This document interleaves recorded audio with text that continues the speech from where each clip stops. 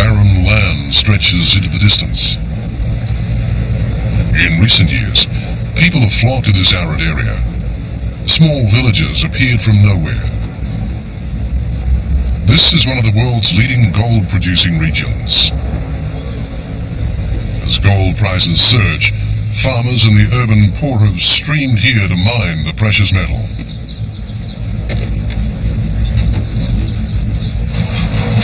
This is our town, the town of gold, a place to try our luck. The leader of the settlement says the area has been dubbed the Kingdom of Hares, from the way people dig everywhere and anywhere for gold.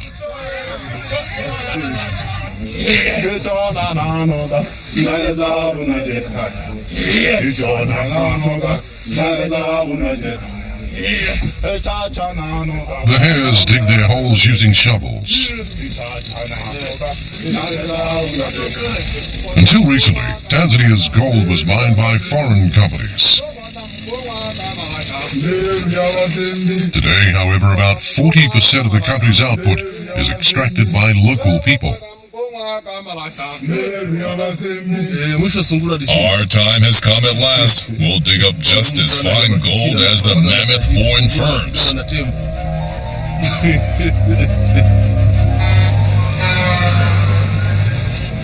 Southern Africa's mineral belt, a region rich in underground resources. Tanzania has gold, Zambia copper, and Botswana diamonds. These coveted materials had long been drilled out by big foreign firms and shipped overseas.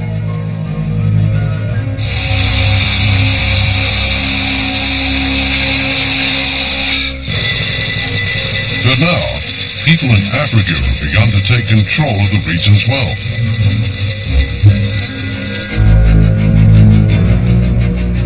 Botswana is the world's largest producer of diamonds.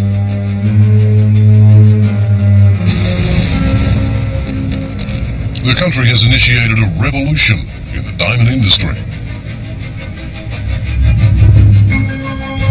It wants to keep the nation's diamonds under its control and run the trade itself, instead of just exporting them. The government set up the world's biggest diamond trading center in Botswana. At present, it handles about 30% of the global diamond trade. Botswana is already selling diamonds on its own. I think this is where the value of the DTC is one of the strong values of DTC, is to be able to supply. The opening of the trading center has spawned new industries. Cutting factories set up by multinational companies created 5,000 new jobs.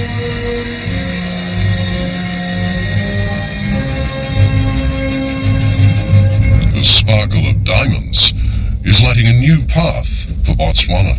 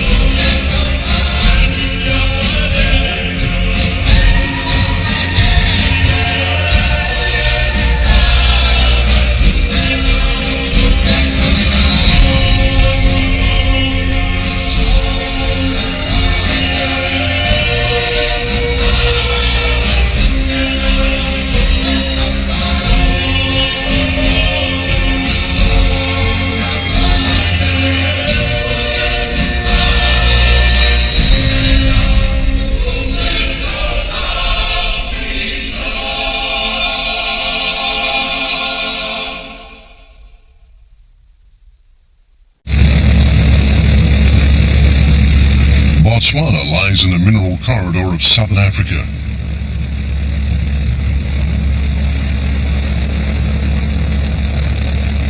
It also has a vast savanna, a paradise for wild animals. This is a nature reserve, so entry is restricted. But the reason is not just to preserve wildlife.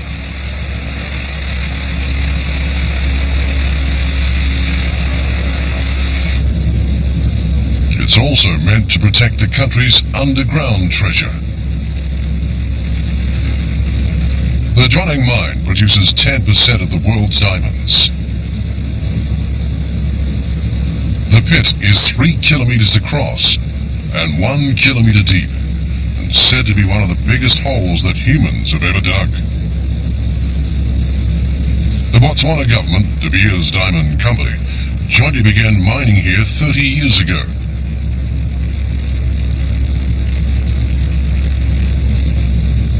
$1 billion worth of stones are dug out of this pit every year.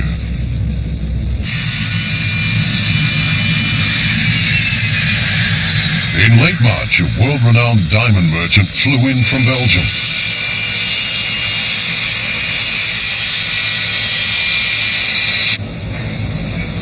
Jean-Paul Tokowski is a 7th-generation diamond merchant based in Antwerp, Belgium.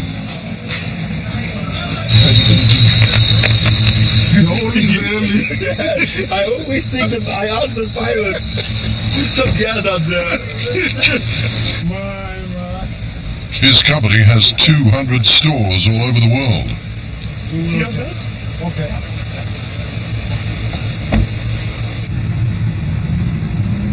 Botswana used to be a British colony. The beautiful modern capital, created after independence from Britain, has been maintained by revenues from diamonds. Botswana is the biggest producer of diamond in the world. It's in fact the home of the diamond. Shopping in Ginza or in Nagoya, wherever in Japan, you can find diamonds that were polished here in Botswana. Tokowski headed for DTC Botswana, the trading center that the government set up to revolutionize the nation's diamond industry.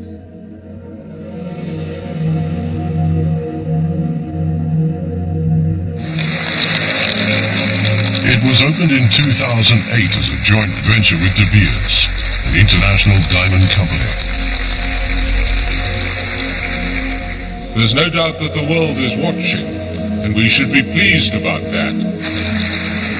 The opening was made possible after De Beers finally relented to pressure from the Botswana government and agreed to move DTC functions from London. The trading center is the first of its kind to be run by an African government. Each and every buyer who comes here from around the world is assigned a guide, a local staff member of the DTC. Very good. Here's a box. This day, Tokowski has come to see the stones he's ordered. 300 rough diamonds from around the world, worth $5 million. Color 4 to 8. Yeah, that is a little bit colored. 5 to 14. Yeah. If you're going to the mine and you see how much earth you need to move to get one of them out, he carefully examines the color and size of each stone. I love to touch them. It's such a nice moment.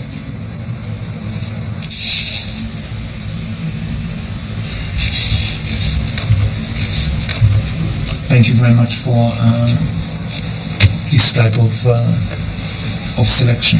Okay. Thank you. Thank you, Mazan.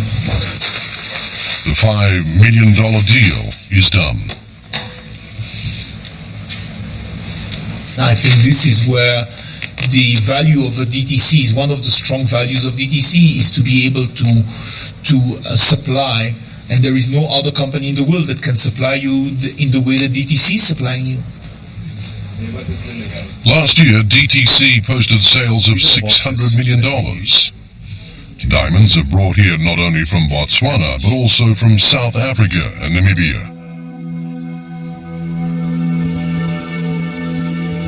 It is 210.15 carats. The new trading centre is the product of Botswana's ambition to transform itself from being a mere supplier of rough diamonds.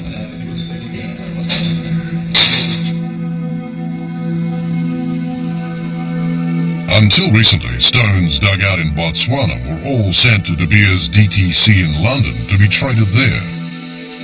Despite producing 30% of the world's rough diamonds, Botswana earned only 1.5% of the market's overall profit.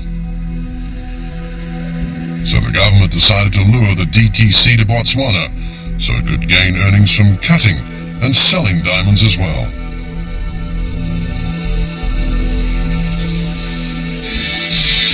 By having the key centre for diamond trade in the country, Botswana sought to end its dependence on De Beers.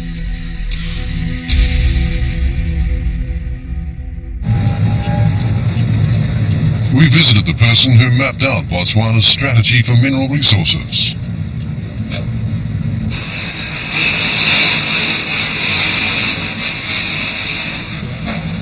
Akolong Tombale is a former permanent secretary of the Ministries of Minerals and Energy.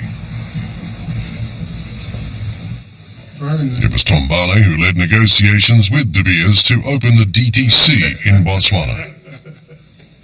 When we started, we were looking for revenue, so we were selling what we had. But now we are saying that we need to be able to control the way we dispose our resources.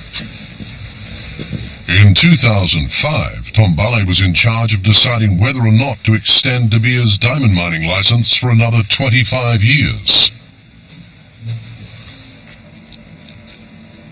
De Beers had been mining in Botswana for half a century in partnership with the government. Everyone thought the talks to renew the license would be a mere formality. But Tombale came up with an unprecedented condition in exchange for extending the license.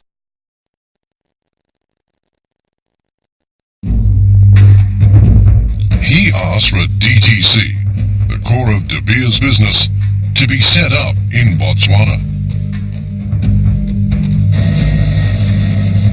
The Zwaneng mine, from which De Beers extracts its stones, is expected to run dry in 20 years' time.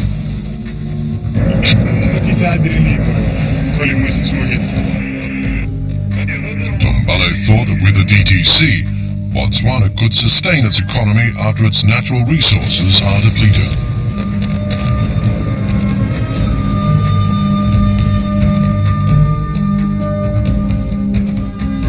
At the time, De Beers was in a situation that made it difficult to turn down Botswana's request. Other big companies had developed new diamond mines elsewhere in the world, which gave rise to a new global market. Before, De Beers commanded an 80% share of the market. Now, that has almost halved.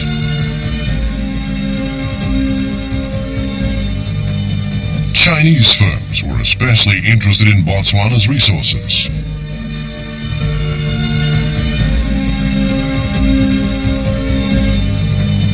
In tough negotiations with De Beers, Tombale hinted that other companies were also keen on obtaining the mining license. The basis of that is that the industry itself, industry here, meaning diamond industry, was affected by globalization. It was globalizing. That's why we are talking about China and India. After 3 years of talks, De Beers agreed to move DTC functions from London to Botswana. It also promised to nurture related industries. You know, they as a government have used their mineral resources extremely wisely. What you see here in Botswana is testament to that wise use of a natural resource to create a nation. De Beers marketing well for our diamonds, so it was not an easy negotiation. Everything was timings now that we needed to put in place mechanisms that would help us to build for the future.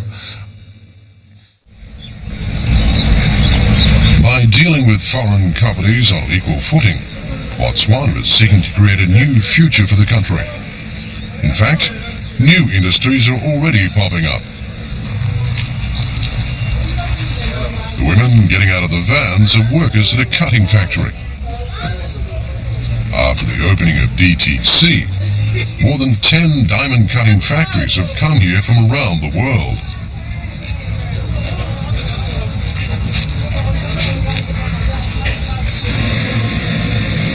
This factory employs 200 cutters.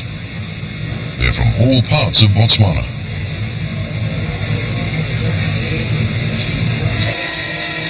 Diamond cutting is a delicate task, creating more than 50 facets in good proportion on a small stone. This factory opened here 2 years ago. Young people who until then had no work experience are now acquiring world-class cutting skills.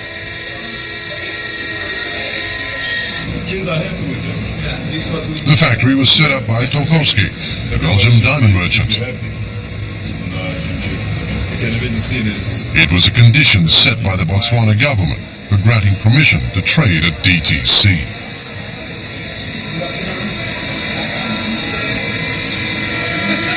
What do you like about the polishing? Do you like it? What we understand that in the future, because of China and because of India, the demand of diamond will be very, very big. It's a long investment. Means that it will not be profitable today. It will take many years because it's a very big investment. Cutting factories like this are enabling young people to dream of a new future. So you are doing exactly the same thing you are teaching? Yes. Do you enjoy teaching? Yes. It's only 2 years since Nancy Kupsu began working at this factory, but she's already good enough to teach others. It should help to put the grease and then check here whether it's touching down or up. What do you think?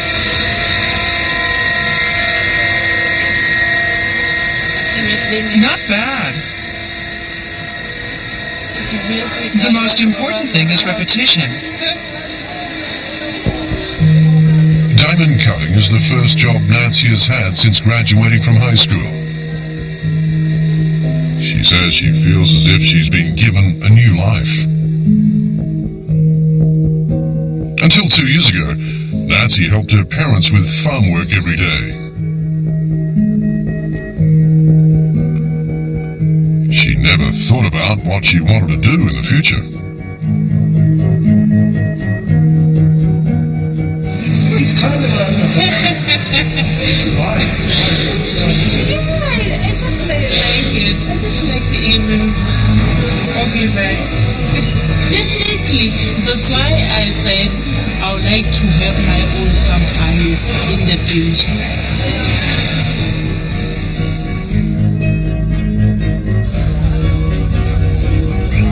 The factory is closed for the Easter holiday. Nancy is on a coach.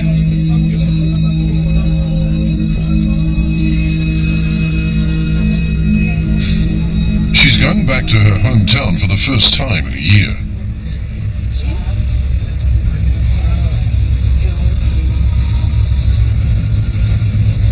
Her town is about 300 kilometers north of the capital. The villagers subsist on farming, but the land here is poor.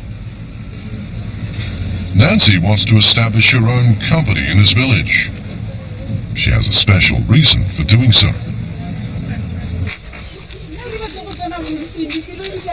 Her grandfather and grandmother welcome her home.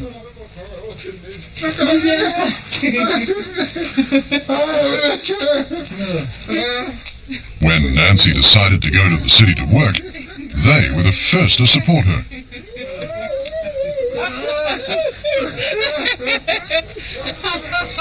The old couple had never traveled outside of the village.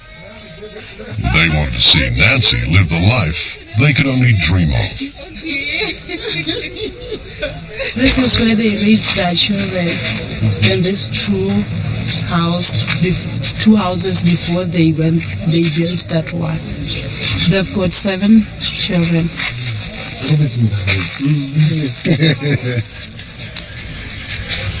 Nancy's the only one in the family who has a job.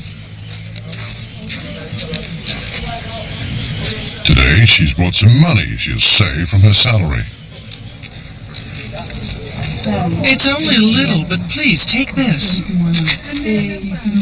The amount is about half the family's annual income.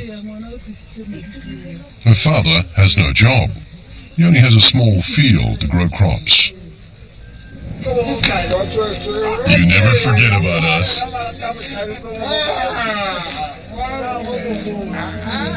Her reason for wanting to set up a company here is so her family and friends will know the pleasure of doing a job they really want to do.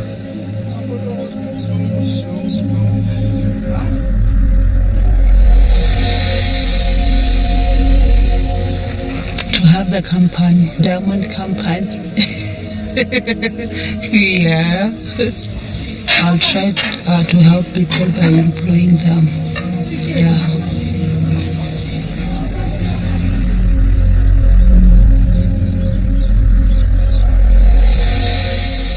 The country's long-term strategy on resources has given its people a chance of a better future.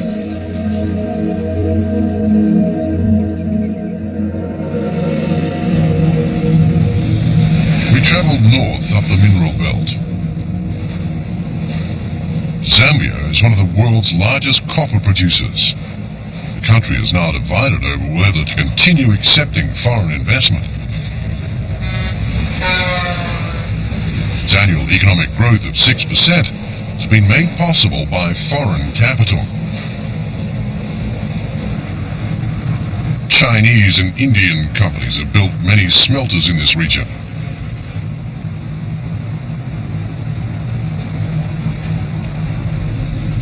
This one is run by an Indian firm. It purchased the smelter from the state.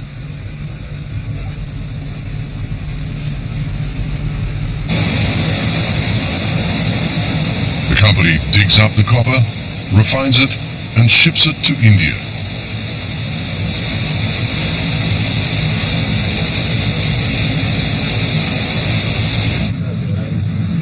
In addition to the top executives, managers on the mining site are also Indians.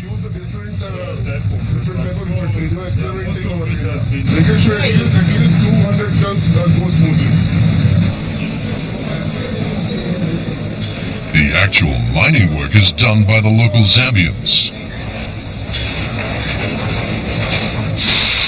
Hurry it up!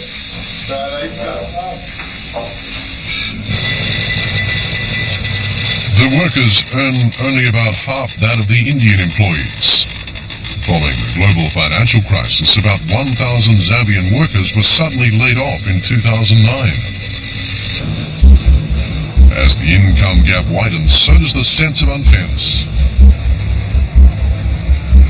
Bad feelings towards foreign companies had been simmering among local workers for some years.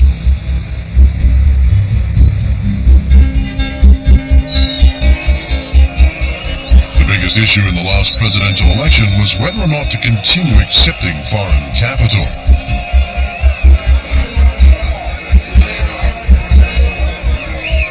The ruling party held on to power by only a narrow margin. The opposition had called for expelling foreign investors. The ill will toward outside companies highlighted by the election has not receded. The people in the houses without electricity, without the water shedding, and the other things are lacking. Yes, Chinese people is coming in Zambia. We are working 12 hours. We are going morning 06, knock off 21:30. But monthly was giving 750,000. The country needs foreign capital if it wants to sustain economic growth. But should it continue to depend on them? All African nations are facing the same question.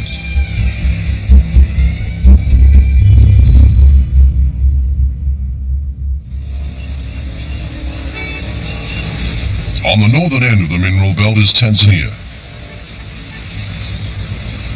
Here, momentum is building to end the dependence on foreign capital.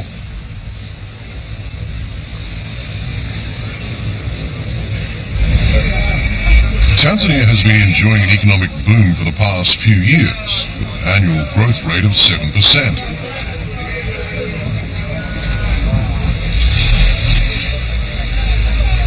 Its growth has been driven by its abundance of gold. In recent years, jewelry shops have mushroomed in the capital. It's an original flower. We just dipped it in 24 karat gold. Tanzania's annual production of gold is 50 tons. It keeps rising each year and is now ranked third in Africa, after South Africa and Ghana.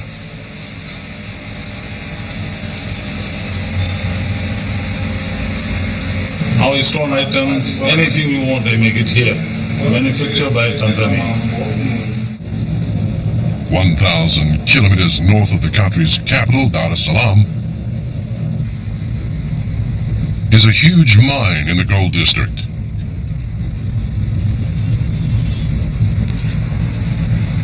About 10 Western companies have invested here.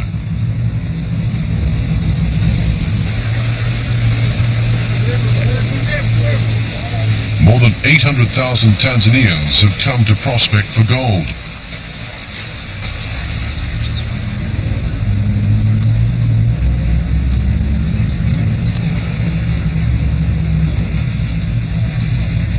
New villages are springing up in an area that used to be wilderness.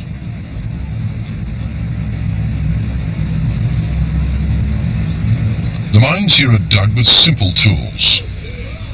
Local people call this village a kingdom of hares because they dig holes wherever they want.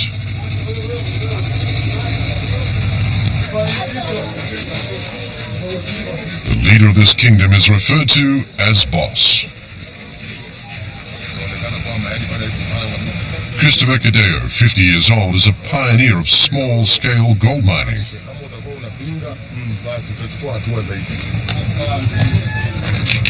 The boss takes care of the villagers, from offering work to helping the sick. Are you still doing nothing? You don't seem to be doing much. If you have no job, come to the mine. I'll be counting on you then. Cadeo's mine is some distance from the village. He used to work at a general store, but he came here to start his own business.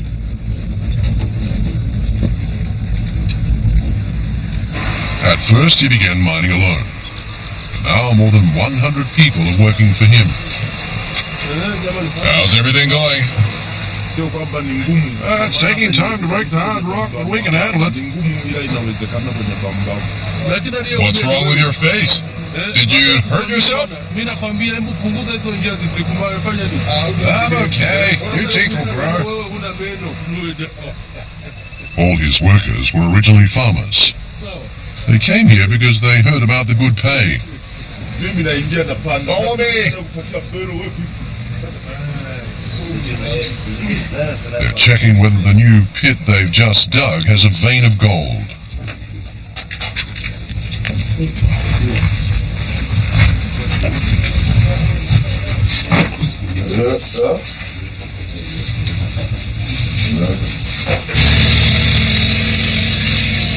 They dig 40 meters down by hand in search of the precious metal.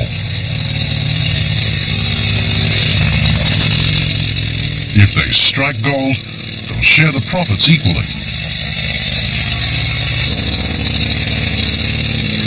Most of Cadeo's workers had no experience in mining. All their skills, using tools, to locating a mineral vein, were learned here. This is stone. Zahabu. Gold. I smell gold here.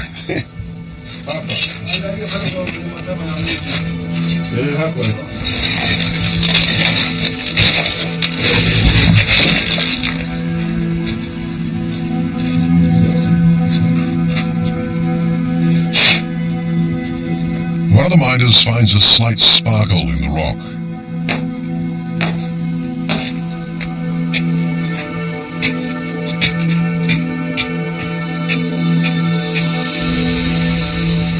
It's Cario's task to examine the rock and judge whether there's a good chance of finding a sufficient deposit in the new pit. Once they hit a large deposit, they can make enough to live on for at least a year.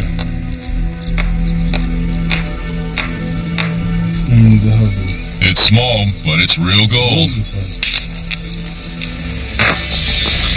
I believe it's going to be a great deposit. We love this moment. Today, Cario is going to sell gold. But first, he visits a bar where he's a regular customer. Can you put on my channel? Recently, the village got a satellite TV connection.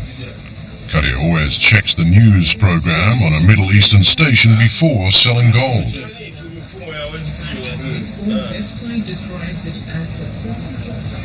Since Dubai opened a gold market in 2005, this channel has been giving the latest market prices.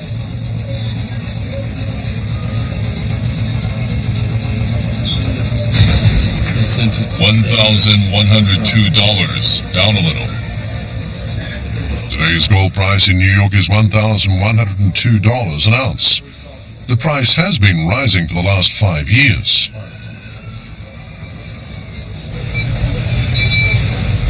Cario visits a brokerage house. It deals with the over-the-counter market in Dubai.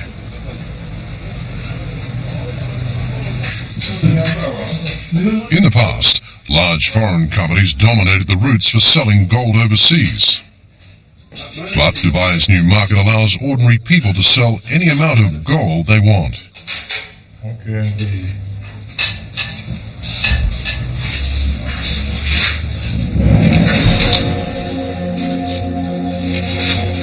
He takes out the nuggets that took 1 week to mine.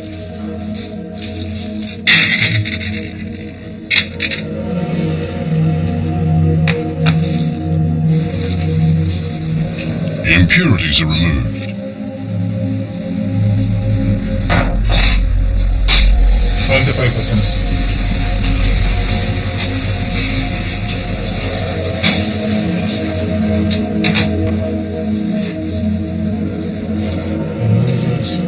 The broker checks the price in New York over the internet. Advances in network technology allow this village to directly connect to the global trading platforms.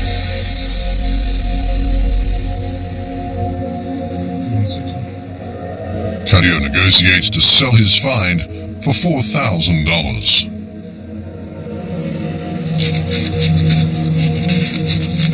The modern technology has opened up opportunities across the world.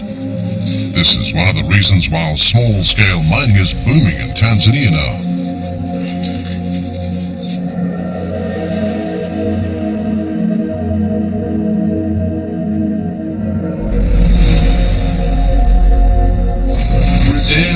I look at the market trends to decide the selling prices. Our profits increase as the gold prices get higher. The kingdom of hares is thriving with the soaring gold prices. Cario built a canteen for his workers.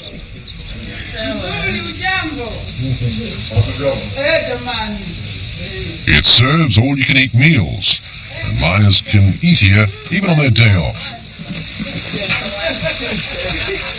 Thank you for all your hard work.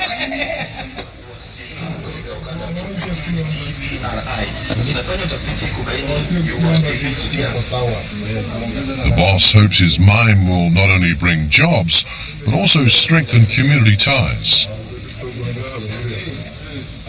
His goal is to create a mining community that foreign companies cannot provide. We are small hares, but we will never succumb to the mammoth global firms.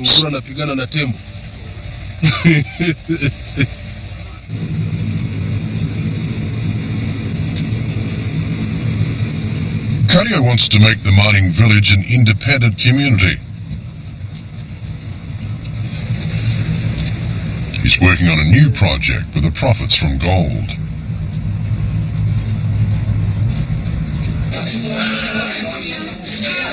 This is the only clinic in the village. The 30,000 population depends on the facility for medical treatment, but it has a serious problem.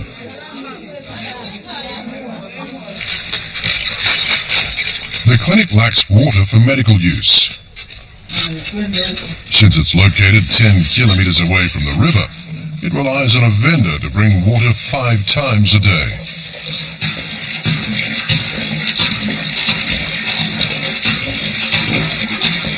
The delivery cost is a heavy burden for the clinic.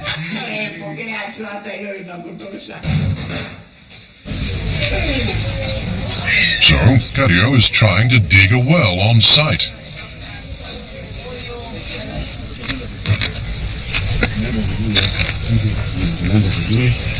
He wants to share the land's resources with everyone.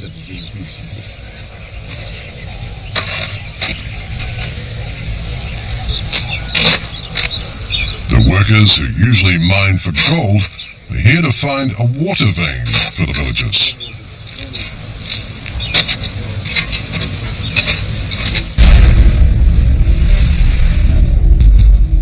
Multinational mining operations in this field are competing with an increasing number of local small-scale miners.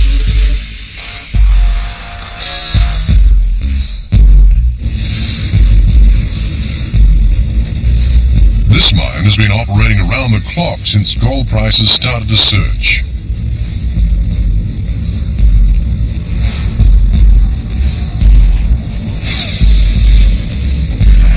This is like home, it's like going home.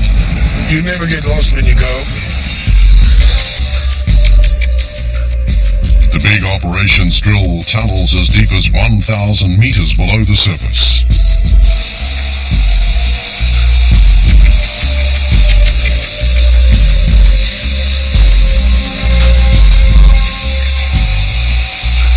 The mined gold is shipped directly to the London and New York markets.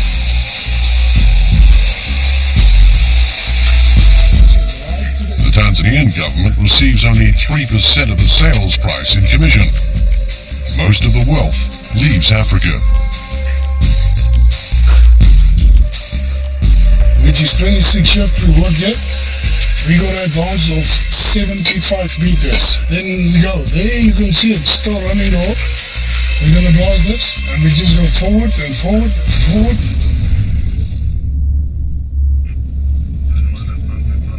Global investors are now looking for new mine fields.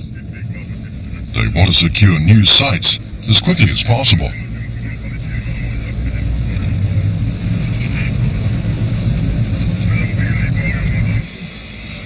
This mining company set up a special research team last year. It divides candidate sites into 100-meter sections to investigate geological structures and locate gold deposits. The company aims to identify new gold fields and quickly apply for approval from the Tanzanian government, which owns all the land in the country.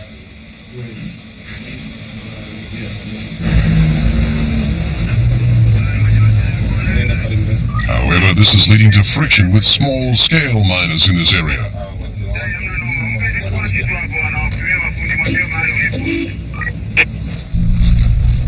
This is a mining site reserved by a foreign firm. Local people used to dig around here, but the government decided to allot the land to an overseas company.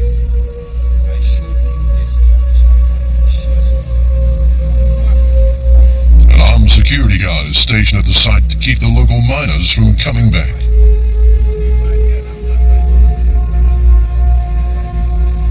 Small-scale miners are not paying anything to the government, and the economy is going down. A person who was occupying this area, if and then, had to be refunded so that he can release the area to the large-scale miner. As foreign companies search for new pits, local prospectors continue to spread across the goldfields. There are more than 15 sites where big and small miners are battling for digging rights.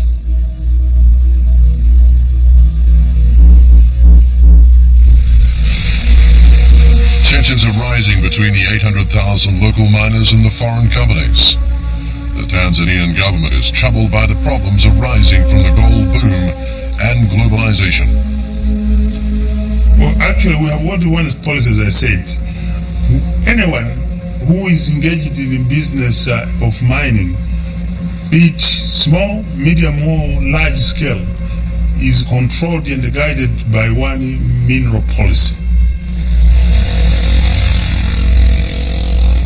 While the government is still working on a mine allocation policy, people are being forced off their land because of the expanding multinational operations.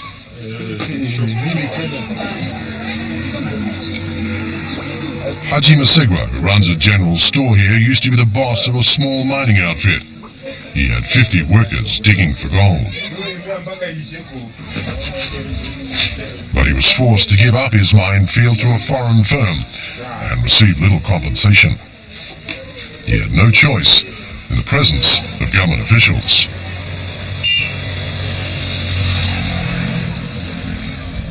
That's the mountain I lost to a foreign company. Back then, I led a really fulfilling life.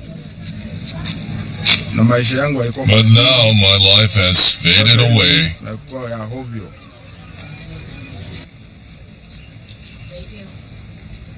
It is not only the sense of fulfillment that Haji has lost. The compensation money lasted only a year.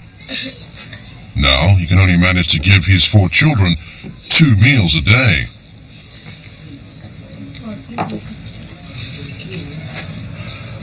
And he can't afford to send them to school.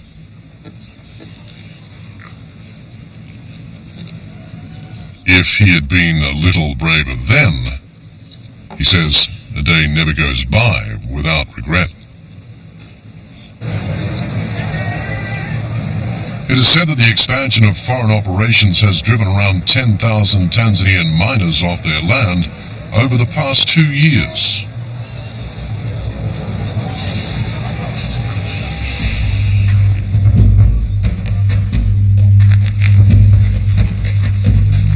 Boss Kedio is visiting a new site he is planning to mine.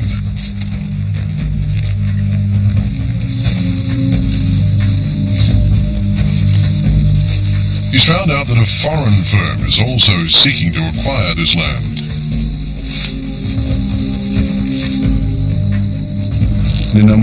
I'll explore the prospects for gold here sometime soon.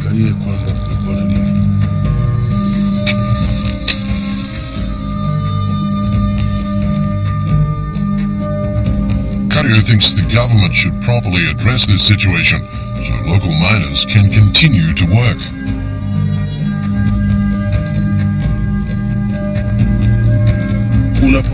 This land is precious because it produces gold. We have to protect it by ourselves. So the government has to bear the responsibility for this.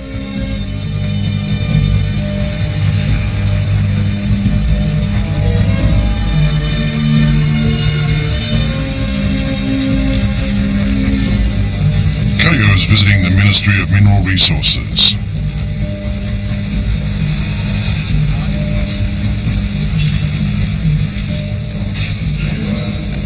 The ministry is now in the middle of allocating new gold mining districts.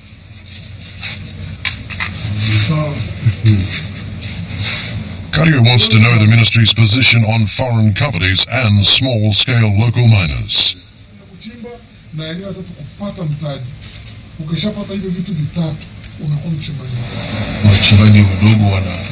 the new allocation scheme, how much will the government support small-scale mining?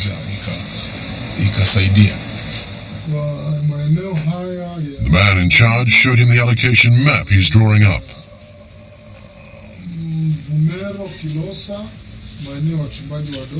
It shows the number of fields in each mining district.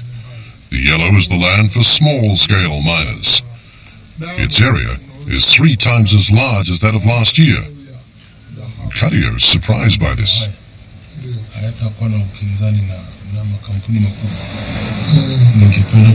We are still worried that we may lose this land to foreign companies again.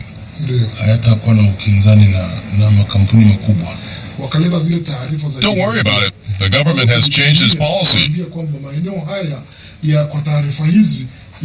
will do all we can to get it back from them for small-scale miners.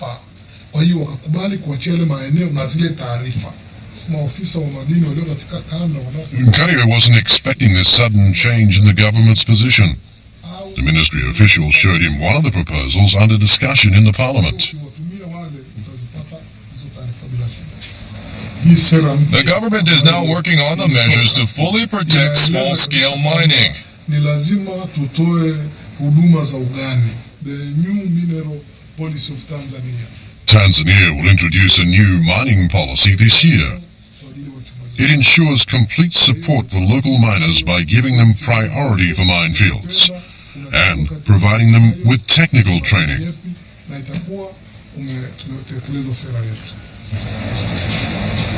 We're looking forward to the new policy being carried out.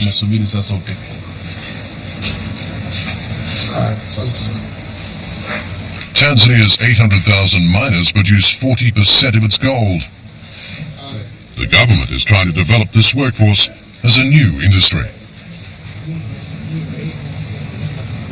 The small-scale miners are changing the resource policy of this country.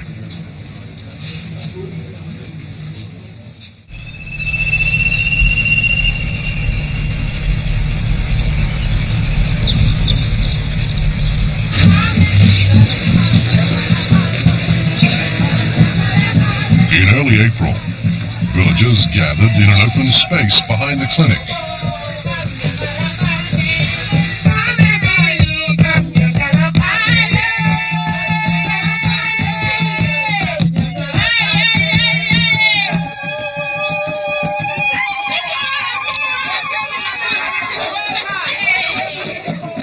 The villagers' long-awaited well is finally complete.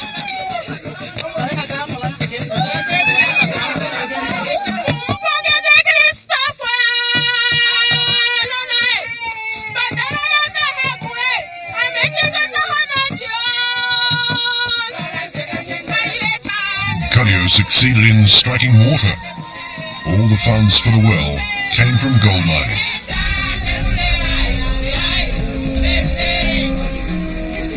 The first person to draw water is a mother who moved to this village last month. This well will dry up so you can run as much water as you want. It's easy, even for a woman like you.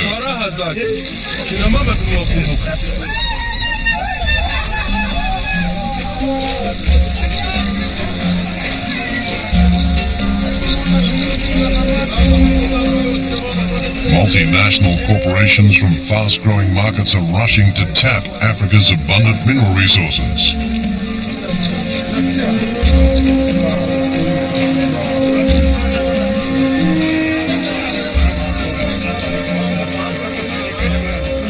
The people of Africa are struggling to find their way through the rough seas of globalization.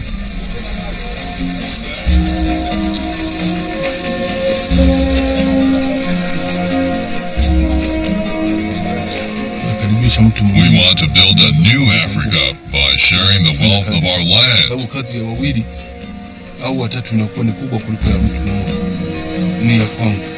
We African people never dream alone.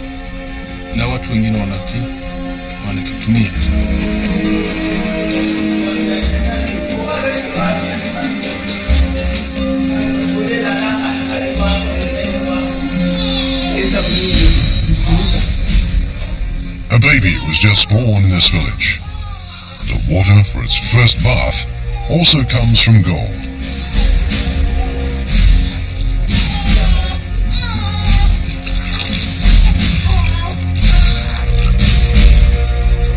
New challenges continue to arise in Africa's mineral corridor, the continent is striding forward, using the treasures beneath its feet.